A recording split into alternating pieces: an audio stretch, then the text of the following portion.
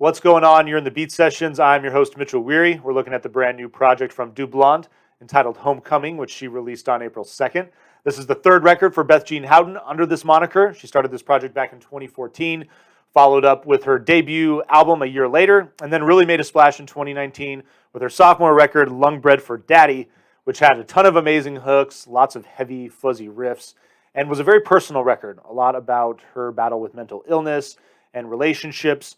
And there was definitely a dark element to the album that she kind of did away with for Homecoming. This record, while it's sardonic, is the perfect word for it. There's definitely lots of dark things thematically that she's dealing with. Issue of mental illness certainly comes up again, but she's certainly a lot more lighthearted on this album. This record is a lot of fun. She's incorporated a little bit of a glam rock feel into it and a number of other different great genres.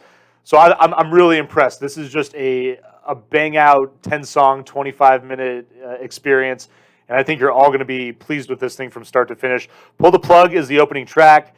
Opens up with her burping, which is very much a punk rock thing to do.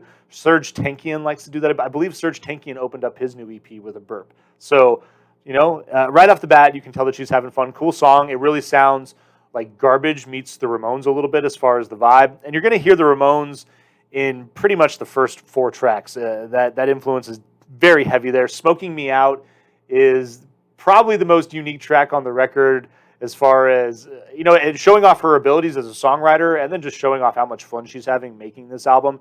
She uses some type of electronic effect to manipulate her voice. So the verses are her just saying all this funny stuff. I mean, one of the lines is, "And together we make a sorry burger of human meat." I mean, it's just all these kind of like outrageous punk rock things that she's saying, and then it explodes into this really catchy chorus where she's showing off her voice and showing off her ability to write a hook.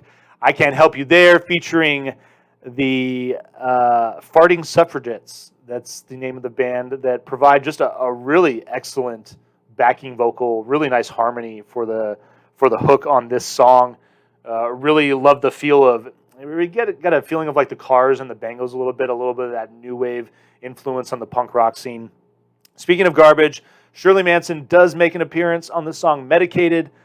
Fantastic track, really good energy in the song, and certainly exploring. There's a really cool line. She talks about, you can't heal a brain in a cast or something along the lines of, how dealing with mental illness is an entirely different thing as far as trying to heal your body, from some physical injury.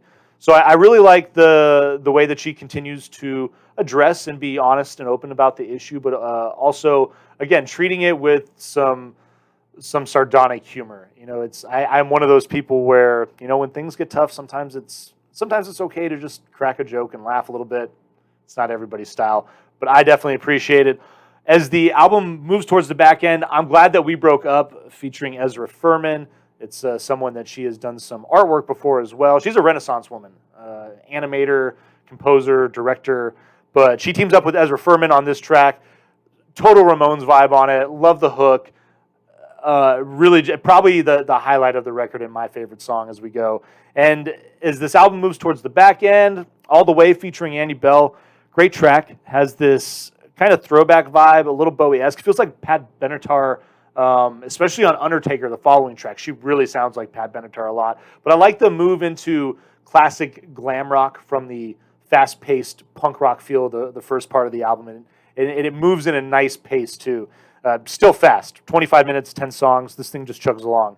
Take One for the Team. Again, her at her finest as far as catchy hooks with sardonic lyrics, dealing with a serious subject. And in the end, you get to the end of the song and the lyrics, the protagonist of the track, whether it be her or another woman, is no longer dealing with this abuse, and they're no longer going to take one for the team. So you like to see that announcement.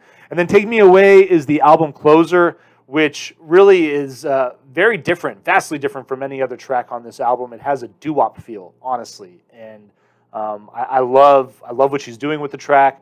I love the energy that it has and kind of taking things down. And the song, the title "Take Me Away" is certainly an allusion to this thing is over, this ride is done. It's time to move along onto another journey. And this is one that I'm going to continue to go back to. This record's dope. I'm really excited to add this into the collection, giving it a vinyl please.